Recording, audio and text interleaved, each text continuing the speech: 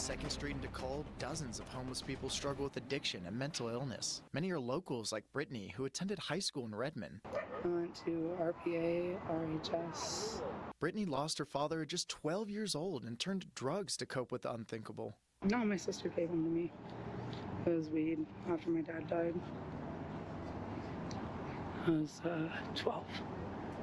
The area is in a strict no camping zone, but Zachary Nichols, who's lived on the streets for 7 years, says it's only enforced during the day. Due line is between 5:30 and 6 to set it up, and then 7 in the morning we got to take it down, so that way the city doesn't come and take us. And so you guys know exactly when the city's enforcing. Yeah. While they don't currently work nights, the city of Bend says code compliance officers are there every day, strictly enforcing regulations and offering resources. Contractors clean the corner twice a week, and police issue citations for trespassing and drug use daily.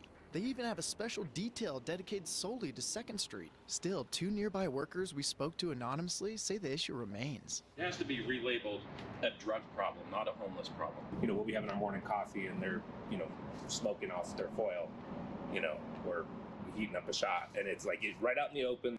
When it comes to housing, some say they wouldn't accept it without conditions. But others like Jeremy, his wife, and their dog Charlie would. Housing would be phenomenal. On the list, I think. And until something changes, everyone continues to suffer. Just, if they could treat us like we're actually human beings, that'd be great. I slept on the concrete. I don't get enough sleep.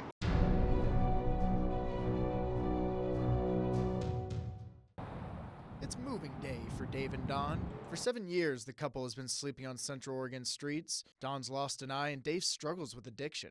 I caught up with the couple during the closure of their encampment on Colorado Avenue in Bend.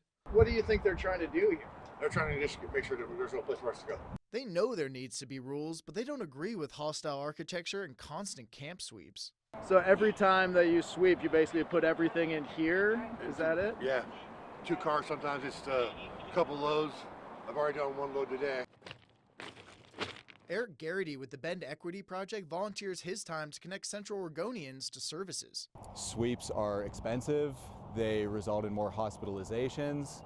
They result in more overdose deaths. Dehumanizing to compare it to like whack-a-mole, but the reality is that is what our policymakers are doing. ODOT says they spent $40,000 last year cleaning up camps in Central Oregon. That's actually way down from a few years ago where they spent $440,000 just in Bend. But it is absolutely a waste of taxpayer money, and for the life of me, I can't figure out why we're still doing this approach. However, nearby businesses we spoke to off camera say the strategies are working for them. They're seeing less camps and less issues in their neighborhood. But are those people being housed, or are they just harder to see? They're trying to push everybody to the outskirts of the city. There's so many of us that are homeless. If you go out to Dirt World right now, there's probably 1,000 people out there.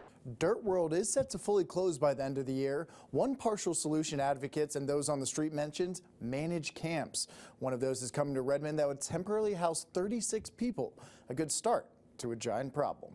For the Problem Solvers, Harley Coldiron, KTVZ News.